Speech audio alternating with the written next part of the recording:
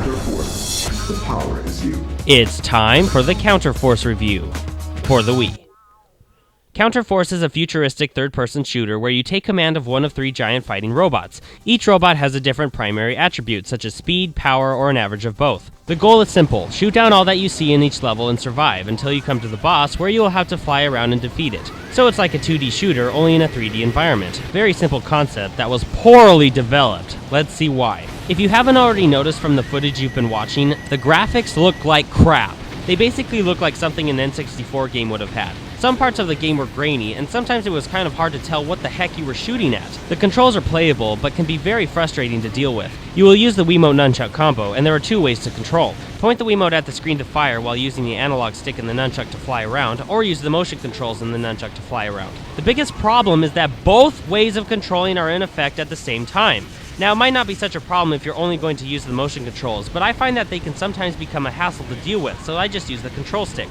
But because both controlling methods are in effect at the same time, you know where I'm going with this. It could become a big challenge between you and the motion controls because even the slightest tilt of the nunchuck can throw you off course. To add to the control problem, there's no auto fire, and since there are many enemies, you will constantly have to keep pressing the A or Z button, which gets pretty tiring after a while. This is by far the shortest game I have ever played for the Wii. On average, you will probably get between 30 to 40 minutes of gameplay for the entire game. There are only 5 levels, and each one's length, including the boss fights, will only take you around 5 to 8 minutes to complete. Another thing that was annoying is that if you die too many times, you would have to restart the entire game. Save points don't exist in this game. It doesn't matter which level you die your last life on, you will still have to return to the beginning of level 1. Annoying? Very. As you go through each level, there will be items such as upgrades for your weapons and boosters!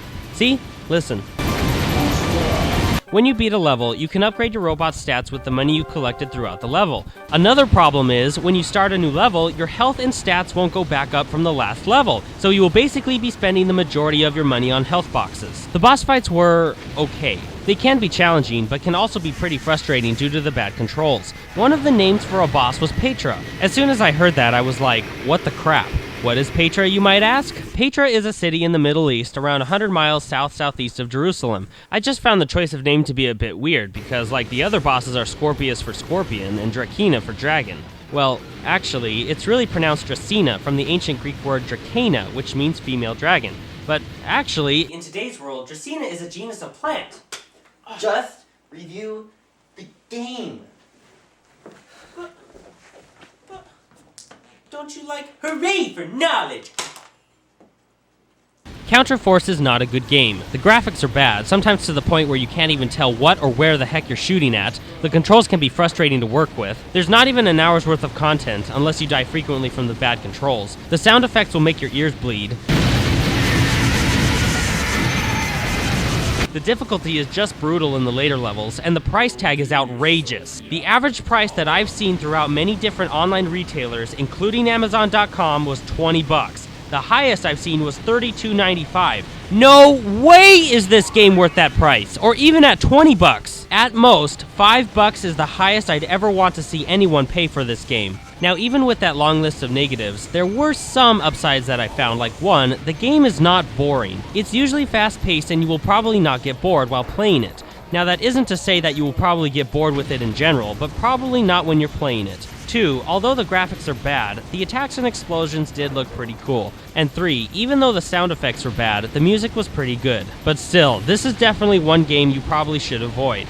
See, the main problem with this game is that it's like 10 to 15 years too late. I think this game wouldn't have been so bad on the N64, but since we're 2 generations ahead in the gaming world, this level of quality for a game just can't be accepted today. Now, I usually try to have a positive outlook towards any game I play, but that was really hard to do while playing this frustrating button masher. This game gets a 1.75 out of 5 with the title of bad.